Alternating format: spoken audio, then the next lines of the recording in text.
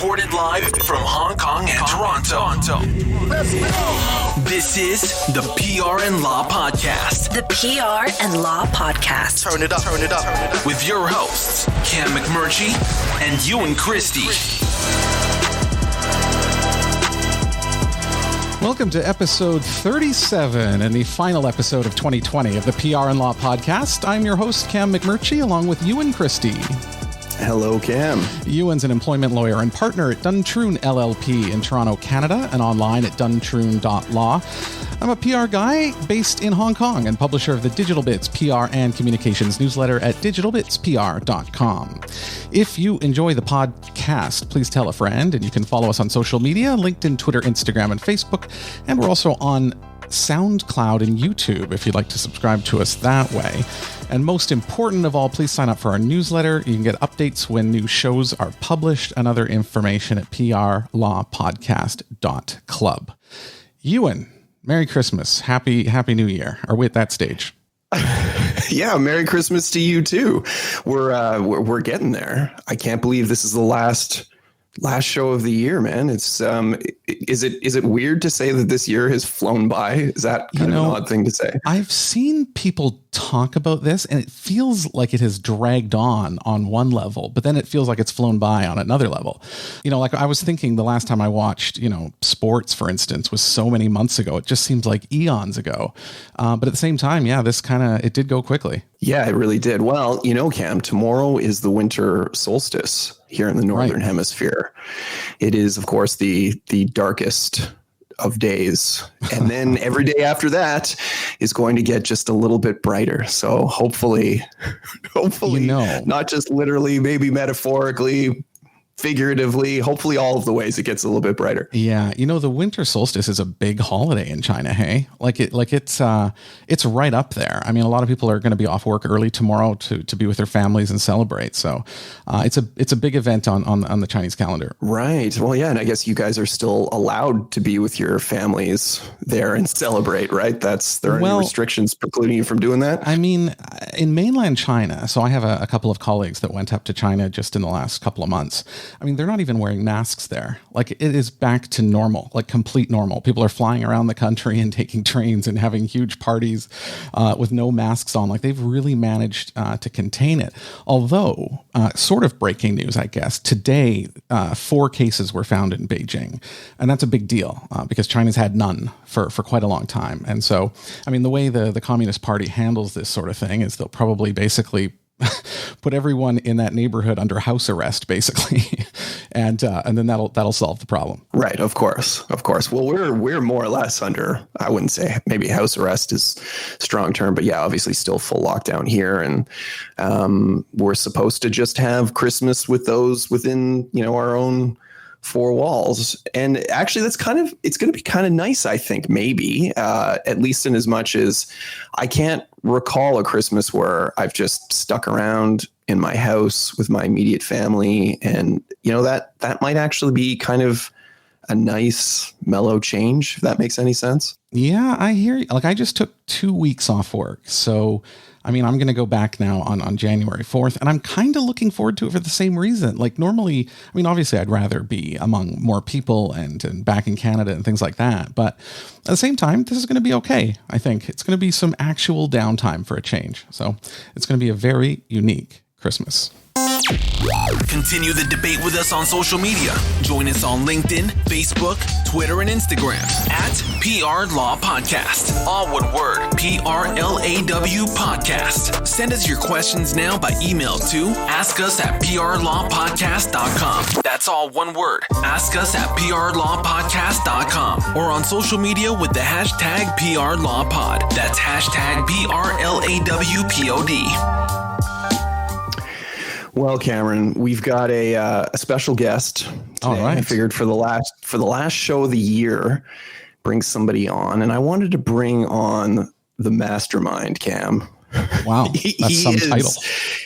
He is the man who brought the Duntrune brand together. He is a founding partner at our firm. His name is Matthew Dewar. He is an employment lawyer. And I thought, it might be a good opportunity to sort of talk about some of the trends and stuff in employment law that we can kind of anticipate and expect to see in 2021, which I think is going to be another tumultuous year for all things employment related. So, Matt, welcome to the show. Yeah, welcome. Well, hello, everybody. Thanks for having me. What an intro. Now I'm very nervous. I wasn't before, but now I don't know what to do. Well, that's the whole point. I'm just trying to throw you off your game right out of the gate, Matt. Well, we'll see. I'm ready. Bring it. All right. Well, I mean, to that point, I mean, what are you expecting to see next year, or not expecting to see next year, for employers and employees, Matt? Nothing but trouble. I think that there's going to be a bunch of issues. Frankly, the most obvious one in my mind are going to be, what do we do with all of these employees that have been on layoff since March or April, right, of 2020? I'm not. Here in Canada, there's a provision in all of the statutes that say, look, if there's a downturn in work or businesses dried up, we can temporarily lay you off for, depending on certain, on certain circumstances, longer or shorter periods. But the big issue is that once you hit that time period, then an automatic termination has been triggered. And what has been going on here is that the governments keep pushing that date further and further and further down the road. And so on one side of it, you've got employees that are saying, well, I've been left out here dangling since March or April, and here we are closing in on the end of the year. Am I terminated yet or not? And statutorily, the answer is no. But under the common law, the answer at some point may become yes. And I'm not sure how much you want me to blather on about this. I know formidable Allison Lee was on your show a few times ago, and she talked about constructive dismissal, which is a concept at law that says, although there hasn't been a explicit dismissal, the employee has evinced an intention to no longer be bound by the employment agreement, and therefore the courts can imply or construct the idea that a dismissal has taken place. And it strikes me as the most obvious one is when you stop paying your employee for 7, 8, 9 months, 12 months. And I think you're going to start to see some tension. So far, there's nothing happened. Nothing officially has really happened. But I am seeing in my practice some employees starting to take a shot and allege the fact that they have been constructively dismissed.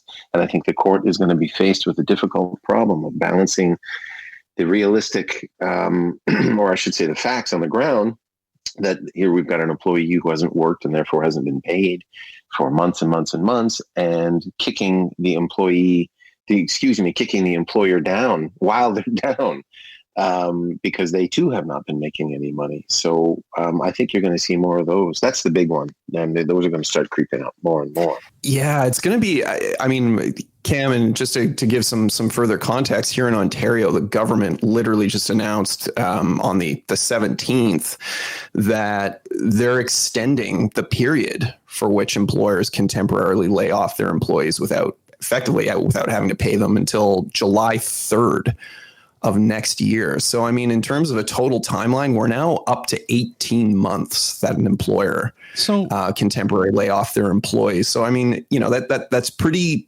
significant on both sides of the fence, employer and employee, right? Right. What is the sort of default period then? Is it 30 days, 60 days, 90 days, or how does it work normally?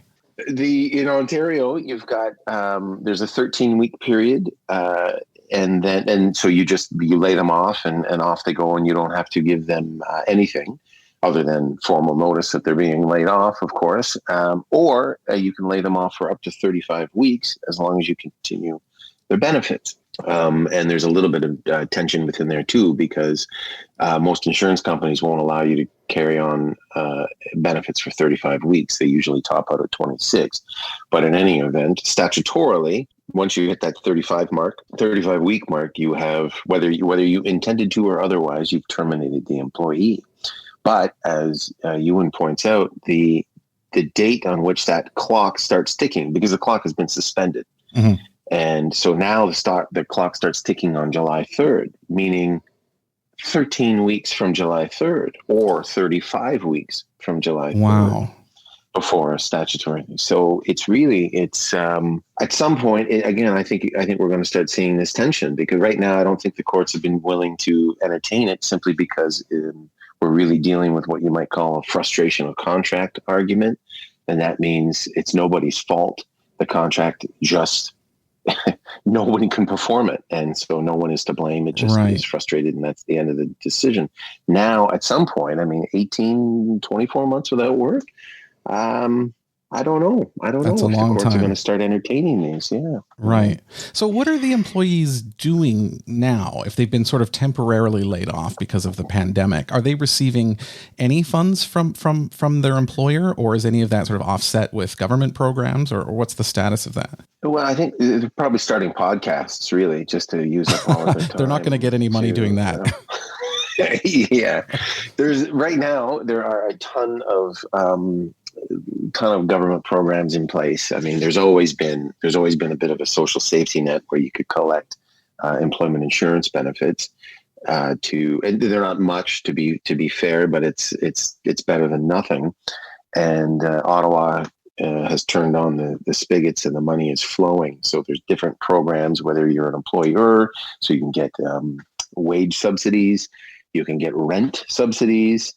And if you're an employee, there is, there's EI, and it's kind of interchangeable with what's known as the CERB, which is, I think it stands for the Canadian Emergency Relief Benefit. Mm-hmm. And there's different, anyway, there's a lot of programs. So there is money coming in, but it's not enough, certainly not enough to keep businesses afloat or, the household uninterrupted. Right. And those programs obviously different in different countries, obviously, in terms of sort of how the governments are handling it. But have any clients come to you sort of on the employee side?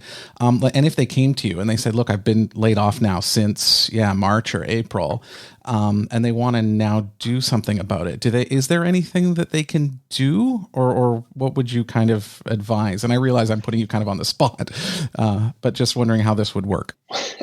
It's what we do, Cam. Yes. We're always on the spot here. I have.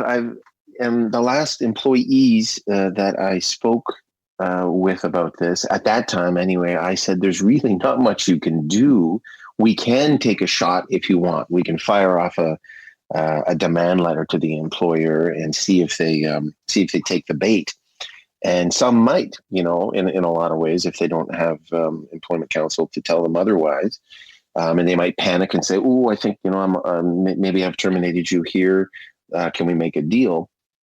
But at the time, most of them said, "Well, I guess I will hang out here and wait and see if I'm recalled." I think what's going on in the background from a policy point of view that no one is really saying is that they're kind of hoping the problem might go away. And I don't mean, we get a handle on the virus and life gets back to normal, but because not everybody is going under, right? There are businesses that are flourishing. And I can tell you from the employer's side, I'm writing contracts a lot. People are getting hired and people are leaving jobs and starting new ones. So there is economic activity out there. And so I think what's bubbling along under the surface is that everyone is kind of hoping that those employers that have laid off a bunch of employees and really there's no hope of coming back, and there's no money to pay them wrongful dismissal damages, they're going to find another job. And so they, in effect, quit the job that they've been laid off from and start their new job.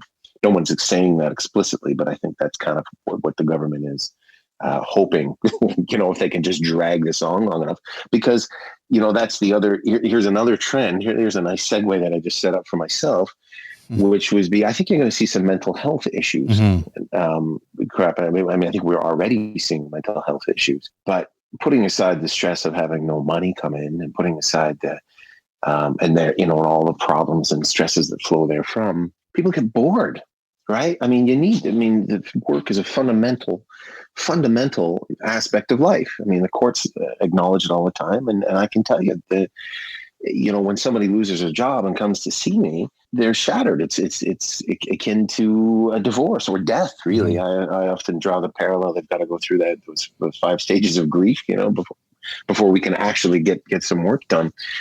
But people get bored. They need something to do. And if there's no job to come, to get up and do and whatever. So I think those issues are going to become more and more prevalent. Yeah, and Cam, also just to keep in mind, all of these temporary layoff provisions and extensions that Matt's talking about, they're not unique to Ontario. There is similar legislation that's been imposed in many provinces across the country. So this is an issue that extends throughout Canada.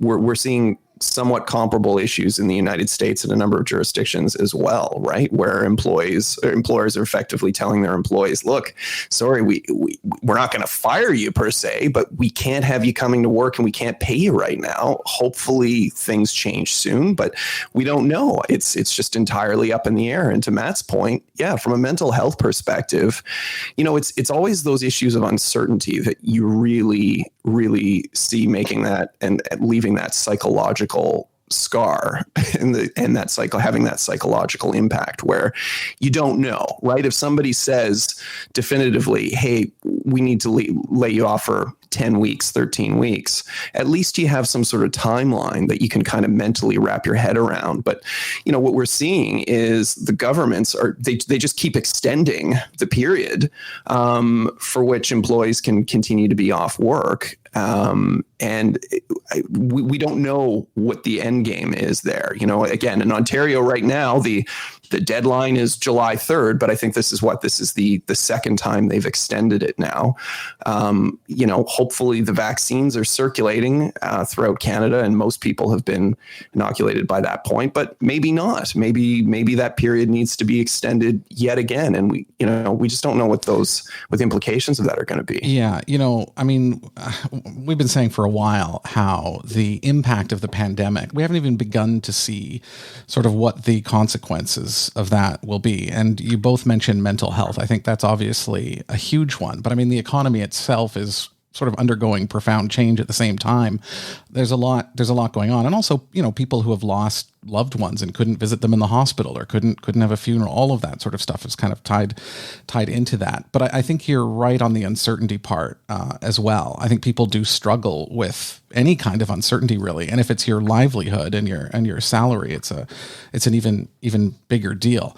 And Matthew mentioned work being important to sort of a person's well-being. And I heard a long time ago that that's the difference between sort of the good life and a good life. The good life, living on the beach and sipping a pina colada, and a good life is something where you are productive and you're contributing and you're part of society and, you're interacting with people day to day.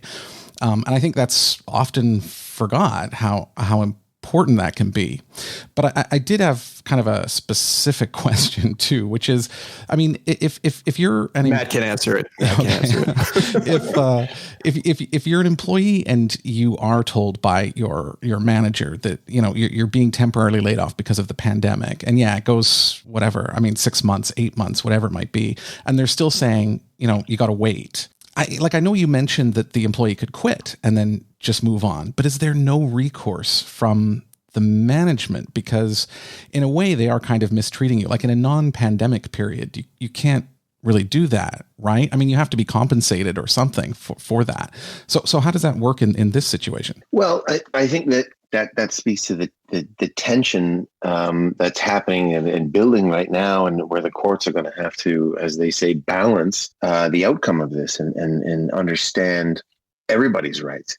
Because yes, you're right. Traditionally speaking, if you get laid off as an employee, you're protected doubly. Basically, on one side, you've got the statutory clock that is ticking away, and once you hit a certain point, 13 weeks or 35 weeks in Ontario, you've got an automatic termination. Okay, now you owe me something. And then under the common law, the other half of it is to say, unless there's an express contractual term that allows the employer to lay you off, i.e. send you home and give you nothing for a certain amount of time, unless you've got a contract that allows that, then you have, of course, terminated them as well because you've breached this fundamental term of employment, i.e. I'll pay you. You come in and I'll pay you. But again, this is just one of these, this is once in it's not even a generation. It's once every 100 years, right? The world's we're dealing with this pandemic.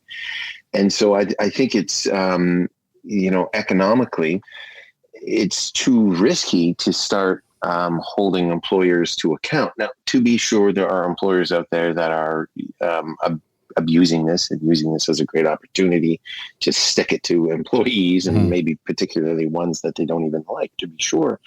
But I think the vast majority of these employers, are in big trouble. They're in big trouble and they don't know what to do. And so to continue to kick them while they're down, i.e. the courts imposing massive wrongful dismissal awards on them is not going to help the issue because they'll just go bankrupt. There's no money to collect, right? If there's no entity that exists, there's no money to collect.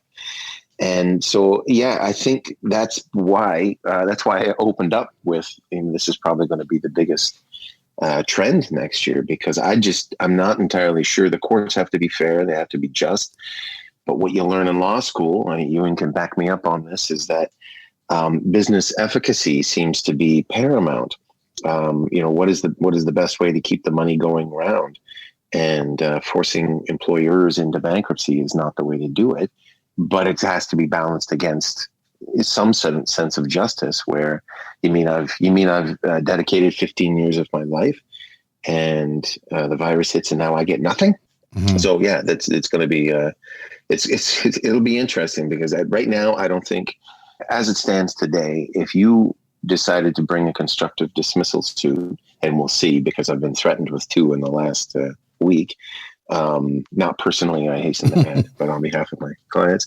And I think it's too early. I think it's premature, and I think they're barking up the wrong tree today. But we'll see when it gets to March or April, and I think the courts may be a little bit more sympathetic. Right. Maybe. We'll see. Okay. And then I wanted to ask this too, but before I let you go, which is the employer side, because you did sort of touch on it in that answer about how they're really, really in trouble. And I mean, I guess there's no easy answer here, but I mean, what can they think about, or what should they be focusing on during these times? I think, and I tell all my employer clients this, communication is key. And I know that sounds maybe a little trite, but it is so very, very true. And one of my employers that I'm thinking of, that I won't name publicly, but I should, because they're doing a great job, is open dialogue and open communication with their employees. And they're just laying it all out there and saying, look, here are the numbers.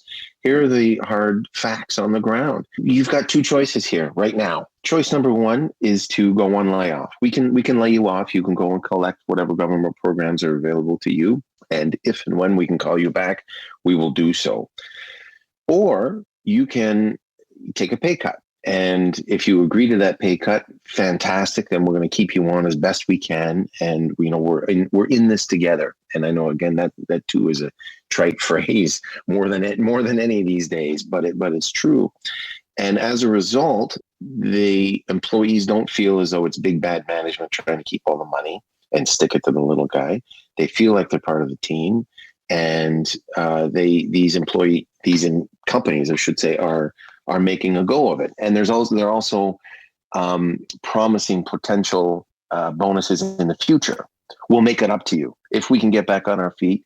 If this gets resolved, the bonus program we had, let's get rid of that. We're going to double it down the road. We'll make it up to you. Are we in this together or not? And 90% of the employees are in it together. They understand the realities and they understand what's going on, but you're going to avoid all of these other problems. Yes, they're making some money, not as much, but at least they're getting up and giving them a reason to get up and go to work. That's what's happening with a lot of these people when you're faced with the choice. Do you want to be laid off or do you want a pay cut? Please don't lay me off. Please don't lay me off. I need a reason to get up in the morning. I need a reason to come up and go to work. And it's worth it to them. And the companies survive as a result, and the employees feel part of the thing. And it's all because of this.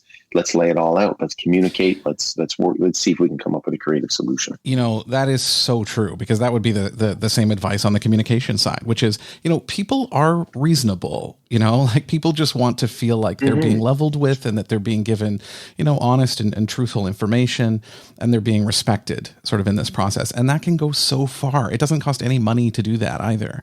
But absolutely, I think you're bang on there about just communicating openly with staff and sort of the benefits of that. Yeah, Matt, I just wanted to jump in because one of the other things I think is going to be a huge issue next year is work from home policies, right? I mean, we've seen so many businesses effectively have to turn on a dime and create infrastructure to get people working from home from a technical perspective, and adapt workplace policies from a work from home perspective. I mean, what do you see happening there next year? Tension as well. I see tension everywhere. I think that, we all know that 2020, if nothing else, has demonstrated that working from home and remote working conditions are feasible. And, some people are suspicious of employees' motives and whether they really work. And other studies say that the productivity has gone up because they're always on the clock, so to speak. But at some point, you've got these employers with massive office spaces that at one point housed 50 employees, and now it's shown that you can get by housing 3 of them, and the rest can work from home. So the employer is going to want them to maybe come back because they're tied into 10-year leases. The employees are going to say, well, I'm quite fond of this working in my pajamas routine, and I may or may not be speaking from experience. And why do I need to come back? And so again, I think you're going to see some flexibility. And if people are smart, you'll communicate with the employees to say, look, we understand the new reality and maybe this works, but what about pay cuts? Why do I have to pay you as much to come in, to drive and sit in traffic for an hour? And the employee is going to say, well, do I need to be on call all the time? So you're going to see absolutely tension arising from that as well. Again, just by way of example, because I just happen to be going through it, I've got 2 different employers, and both of them have been faced with employees saying, look, you've been okay with me working from home, i.e. Toronto. I want to move to Mexico. That's where I'm from originally. I want to move to Mexico. I'm moving back because it's cheaper there. I want to do that. And then somebody else was, I want to move to Alberta. I want to move across the country.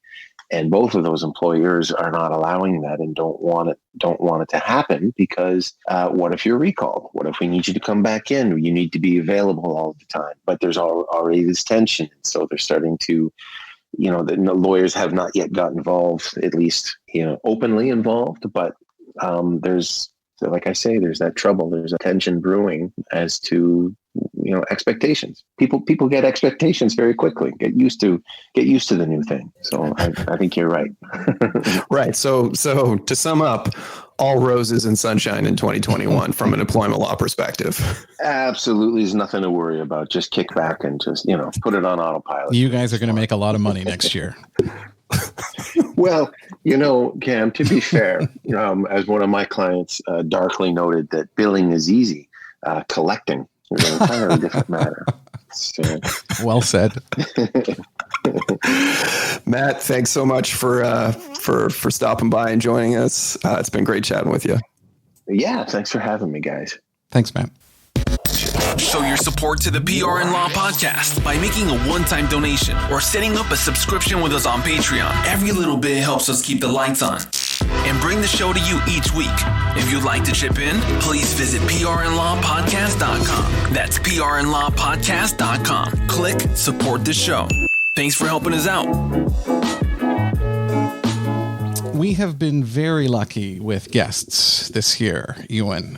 We've had some great ones on, and that was excellent hearing Matthew's perspective on sort of where things are at, because, you know, the issue of COVID and working from home and layoffs, it's all so prominent in people's lives right now, on the management side and sort of the employee side. So it's really valuable information. Yeah, well, you know, and that overarching idea that he touched on, that, you know, our identity is so intrinsically tied to our labor, right? And when you remove the labor from the equation, it's incredible the impact that it makes and how quickly everything else can kind of crumble and fall apart, you know?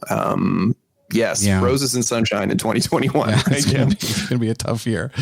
Anyway, the good thing is, Ewan, here, I looked for a bit of good news, because this is the last show of 2020. And actually, I didn't go looking specifically for good news, but this came out this week, and I thought, wow, this is good news. And I kind of wanted to talk about it a little bit today. And it's sort of, I'm going back to sports here again, Ewan, with baseball. And so this was, for me at least, a big PR win. And I'm going to talk about sort of how they may have put this together. But I don't know if you saw the news, Ewan. I think it was on Wednesday, that Major League Baseball is going to include the statistics of Negro League players from the early 20th century. And there I saw that. There were 7 Negro Leagues, actually. And so far, I mean, that was part of segregation. And so they played entirely separately. And so this is a really big step for Major League Baseball to do that. And I think one of the reasons is, you know, professional baseball has been played in North America since 1869. So it is the oldest of the 4 sort of primary sports leagues in North America. And when it all began, it was white players only. And it was that way until 1920. And that was the year where segregation was sort of brought in, and the, you know, black leagues were created, and they were called the Negro Leagues. So I'm actually going to turn it over here to NPR, because I think they do a much better job of sort of explaining what happened. This is NPR reporter Tom Goldman. He's going to fill us in, talk about what happened, and then we will discuss it on the other side. Approximately 3,400 players competed in the Negro Leagues from 1920 to 1948. They were kept out of the segregated major leagues, and then, when an opportunity came up in 1969 to retroactively award the Negro Leagues major league status, an MLB committee didn't consider it. Yesterday, MLB said that was clearly an error.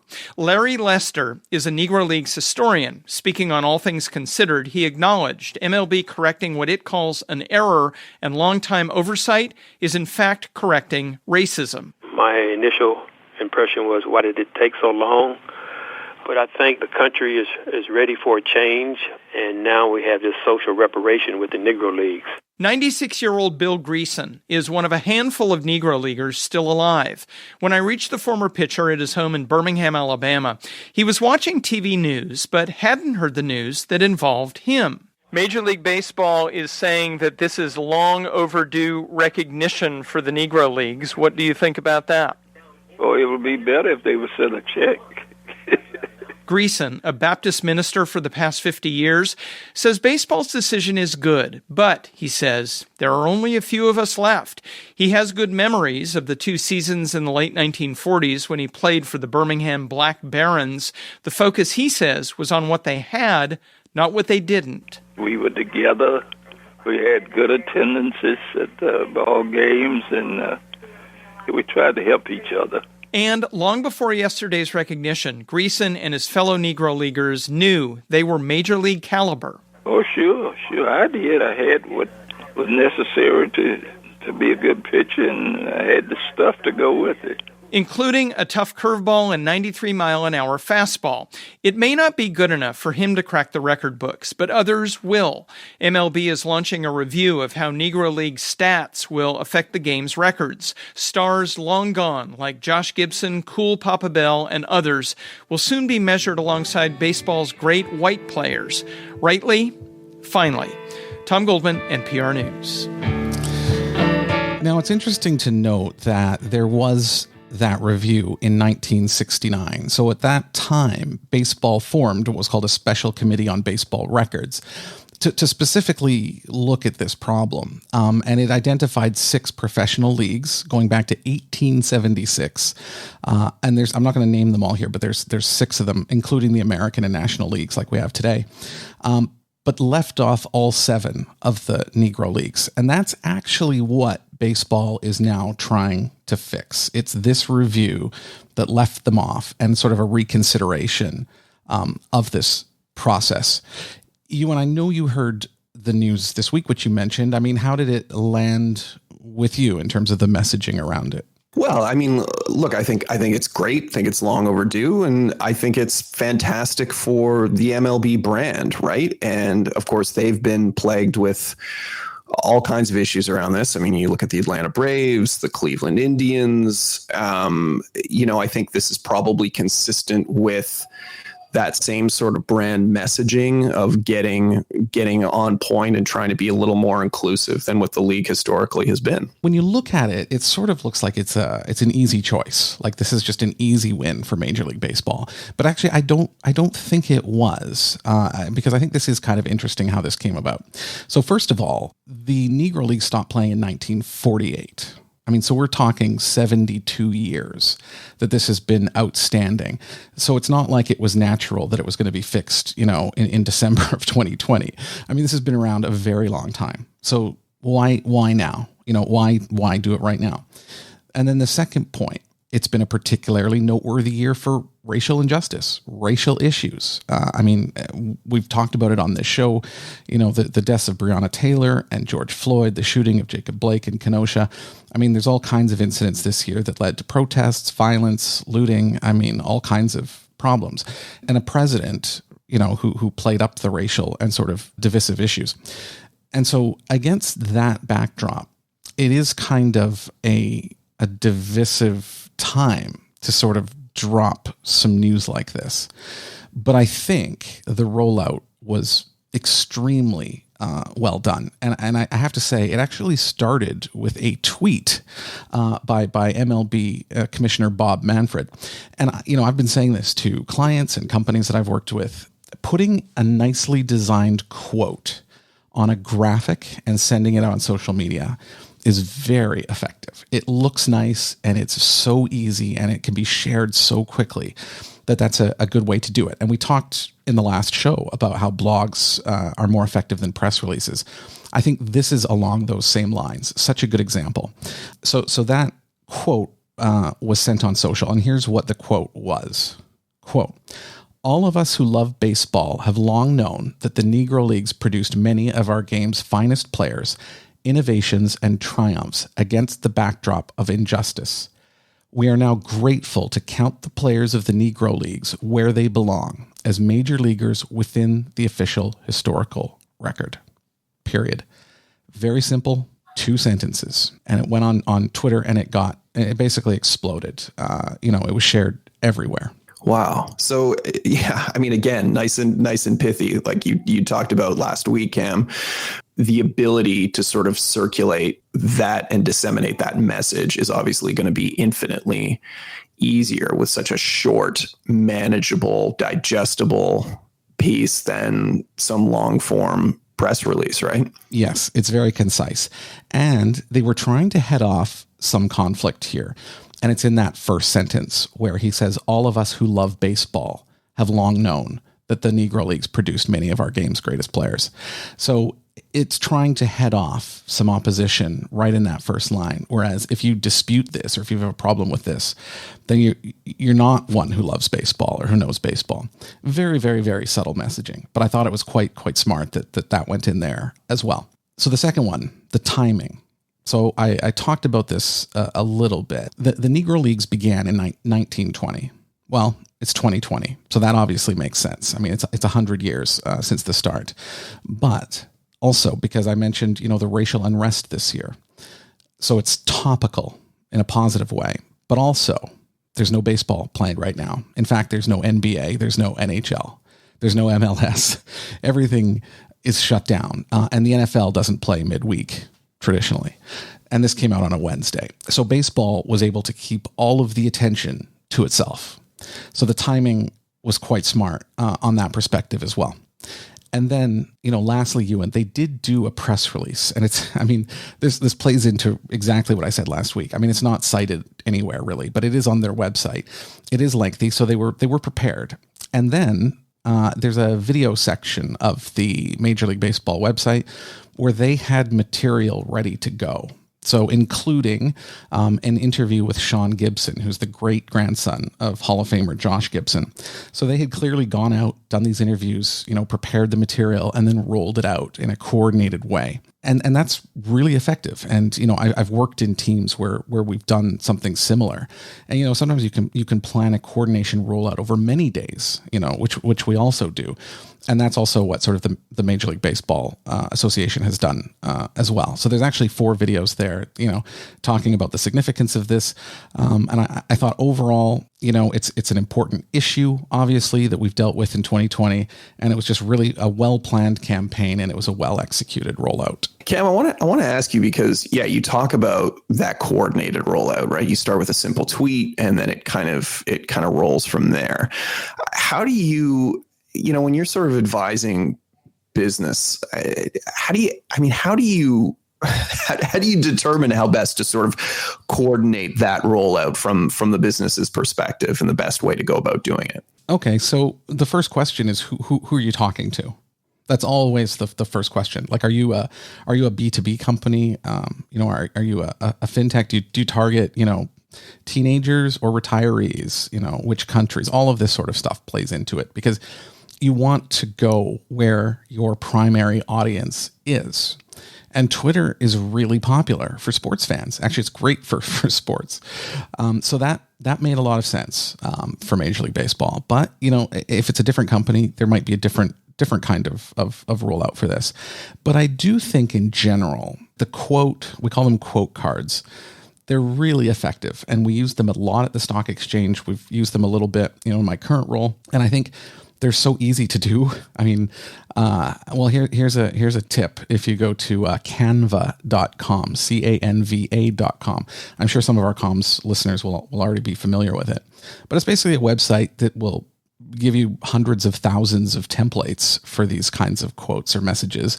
You just drop your own brand colors in there and retype the text, and you're done. And it's ready to go. So this stuff is really easy to do.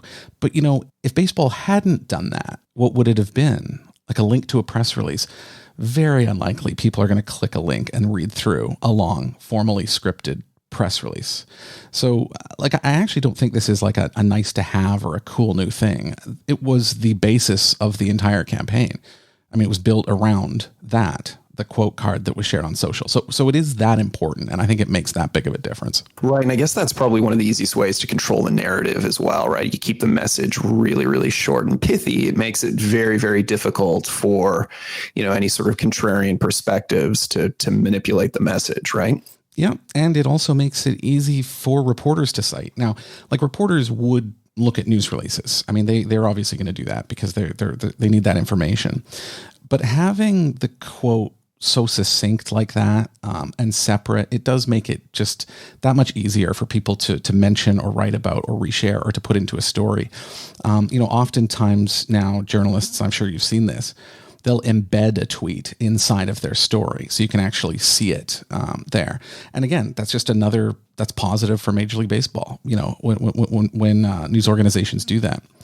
So, and I doubt this cost very much money. There are the videos, so they would have had to, have a film crew, which I'm sure they have in-house, to do some of that. But by and large, I mean, doing the press release, doing the quote card, doing the social media, this stuff is all very low to no cost to do. So it is something that people should think about when they're putting these campaigns together. Yeah, and I think that's a really good takeaway as well, right? I mean, I know from our firm's perspective, and certainly from businesses that I've spoken with, often it's that idea, right, that getting the message right from a marketing or a PR perspective is really costly, that you have to bring in professionals who can sort of help you craft that message and then figure out how to roll it out. And to your point, sometimes, in fact, more often than not, less is more. And that a very, very simple, succinct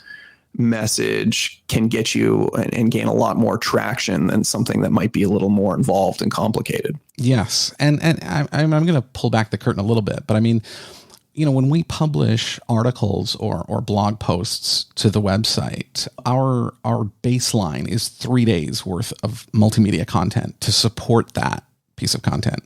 So, I mean, if an article goes up or a blog post, that takes a lot of time. Obviously, you've got your executives involved. You want to make sure your messaging is correct and it's written well.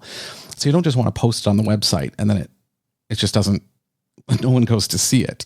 And so, we set up from the beginning to create different kinds of content. Maybe it's a short video, which you can also do online. I'll put a link to the service that makes it dead simple. You can upload 3 or 4 photos. It'll add music. You can write on the screen and it's output. It's exported and ready to go, in 10, 15 minutes. So you can do a video there. You can do a quote card. Maybe you do a second quote card on another different quote. Maybe you put this stuff together and then you put it on Twitter, time it to hit different time zones, to make sure you get that. Make sure it's on Facebook. Make sure it's on LinkedIn. Make sure it's on Instagram, depending on what it is, or Snapchat. And that's how you can sort of build a bit of an echo chamber around a piece of content. And each of those channels is reaching different kinds of people.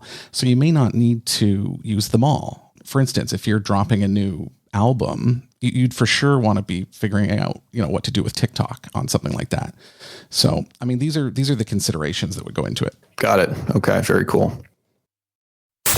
Wait a minute. Check this out. Whoa, hey, check this out. No, wait, hold on, check it out. I want you to check this out. On the PR and Law podcast. All right, Ewan. This is our last check this out until next year. So let's make it count. What have you got? Oh, well, that's a lot of pressure now, Cam. I don't. This isn't anything pretty crazy off the charts for an end of the year, but it was something that I thought of you when I saw this too, Cam. And I've talked about this I think twice before over the course of the year. It's the Pitchfork Sunday reviews. Cam, where they take a record that has not been reviewed by Pitchfork. That's the criteria. As long as it hasn't been reviewed, it's fair game no matter how far back they have to go. And today's record, they went back to 1993, looking at U2's Zooropa. Really? Wow. Yes. What do they have to say? Well, it's a really, much of it focuses on the sort of political and social context that was going on at the time, and their massive Zoo TV tour that you might recall, Cam, which included things like, satellite calls with random citizens in war-torn Sarajevo and other locations across Europe predominantly. And to think that, this was in an age pre-Zoom, pre-high-speed internet, it really was sort of novel and kind of state-of-the-art for the time, right? Yeah. But what I love, and the reason this really sort of caught my eye, is because I've never been, a huge U2 fan. I like U2. I understand their significance in kind of pop culture and pop and rock and what have you. But for whatever reason, Zooropa has always resonated with me. It's like this outlier in its catalog that just sort of, it's so weird and so different from everything else that they did. And just, in my opinion, just the best kind of way. And the fact that it was just supposed to be like a stopgap EP after the release of Octung Baby to sort of stretch out that Zoo TV tour, which was just going on and on and on. And they wanted to have some new music to circulate. And the EP, the recording process was kind of going so well that they just decided, heck it, let's just drop a full LP. But, as I know this record, Cam, it's just so odd and removed. You've got tracks like Numb, where you sort of have the Edge doing lead vocal for what I think is probably the only time in the history of their catalog where he effectively just speaks a number of phrases. And he's got someone's feet on his face during the music video. I will always remember that. Then you've got tracks like Lemon and Daddy's Gonna Pay for Your Crash Car, which sort of sound like electropop meets krautrock. What was the first single off there? I remember it shocked people because it was a very sort of dancey, kind of almost like EDM kind of thing. Do you remember? I think it was Lemon, which had this sort of very weird. It wasn't Lemon. I'm going to find it. You don't think so? I know. Okay. Because then they had Staring at the Sun, which was a single. I know that one. No, that's from Pop. That was the next record. That was from Pop. Maybe I'm thinking about the wrong flop record. Yeah. But yeah, I mean, and then I think you've got a track like Stay Far Away So Close, which I think is really one of the best ballads that Bono ever wrote. And then you've got, of course, the piece de la resistance, Cameron, at the very end of the record, which is The Wanderer, which is a duet. Excellent. Well, actually, we can't even say it's a duet because it's not, because Bono basically steps aside and he lets Johnny Cash take lead vocal in a totally crazy, otherworldly kind of track. And all of this is all mixed up with Brian Eno's really incredible production. Anyway, just a really cool record, and a review in Pitchfork that's really interesting to sort of put in the political, social, historical context of 1993, and just how far ahead of their time the band was in terms of global communications and satellite and cool stuff. So the singles, Numb was the first one, Lemon second, and then Stay was the third. And none of them, I can't find the right information here. But anyway, I doubt any of them charted. I don't think any of them charted is the point I was trying to make. No, that sounds cool, Ewan. Yeah, that is an interesting album. I remember when it was released. I listened to it a lot. I occasionally throw it on still, but I'm glad you reminded me. I'm probably going to give it a spin this week. Anyway, a couple of things that I wanted to mention, just because it's the end of the year. So I had 3 items here that you might want to take a look at, over the holidays. The first is an article. It actually appeared in 2018, so it is a couple of years old, but it's as relevant now as it ever has been. And it's the article is called "How the Enlightenment Ends," and it's written by Henry Kissinger, interestingly enough, in The Atlantic in 2018. And it's about AI, artificial intelligence.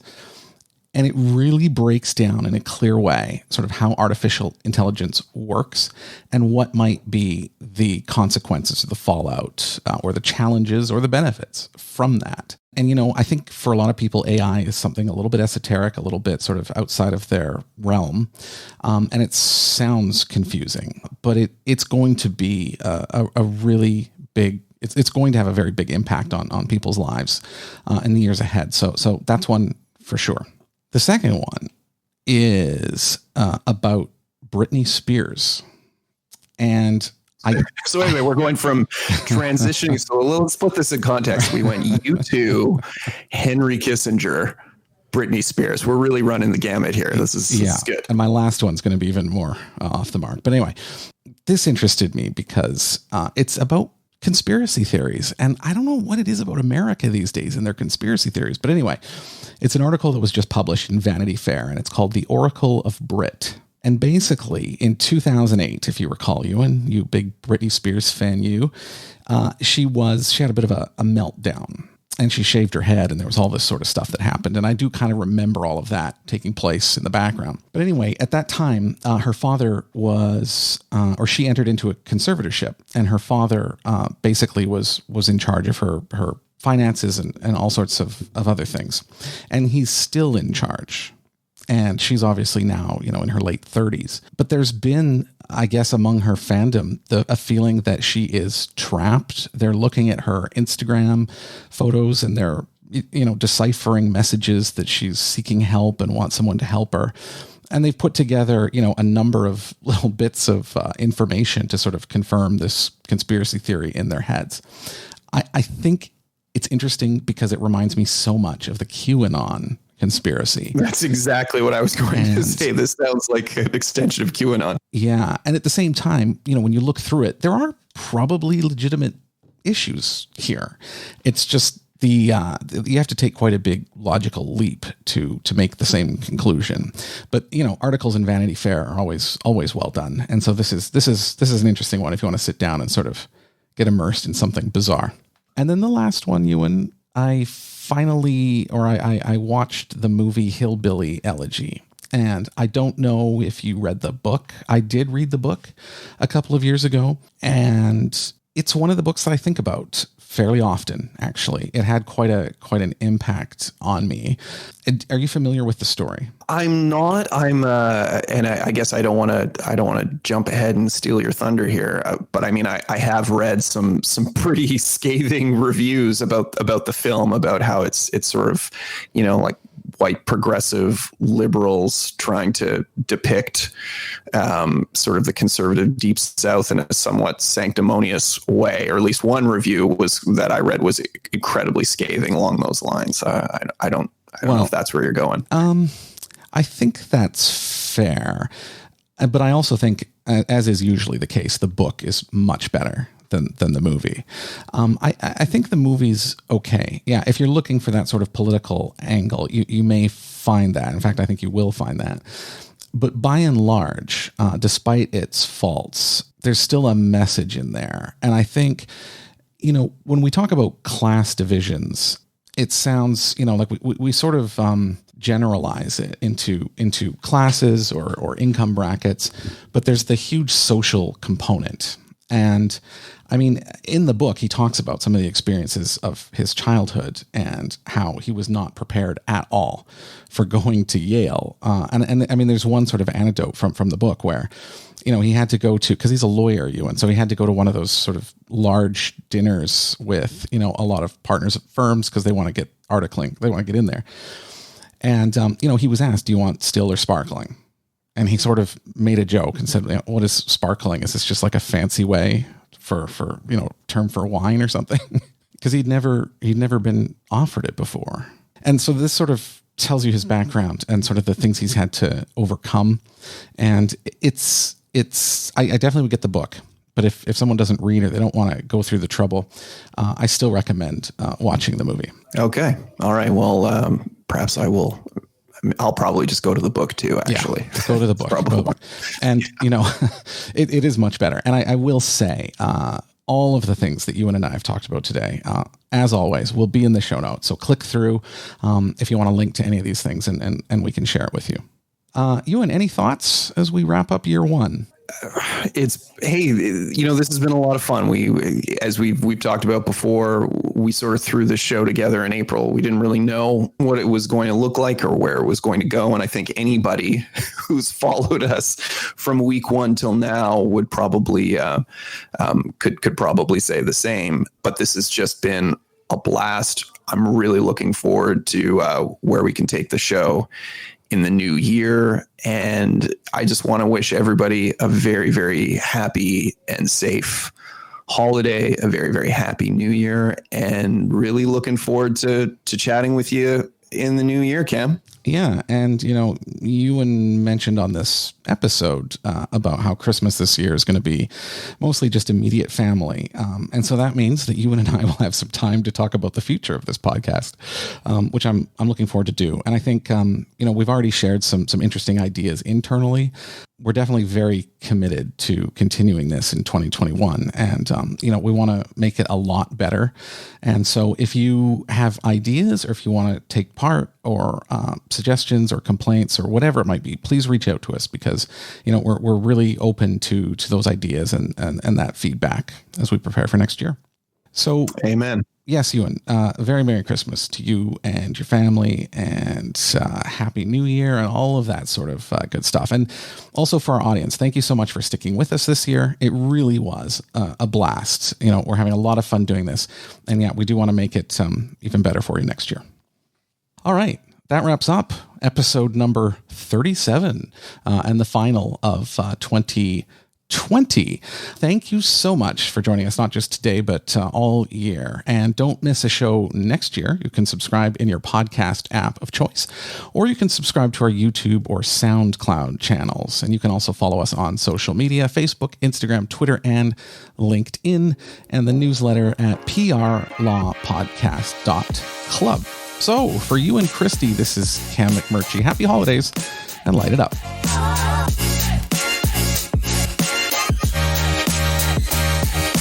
This has been the PR and Law Podcast with Cam McMurtry and you and Christy. If you enjoyed the show, please share it with a friend or leave a review. You can also join us on LinkedIn, Twitter, Instagram, and Facebook by following our account at PR Law Podcast. That's all one word, PRLAW Podcast. Thanks for your support.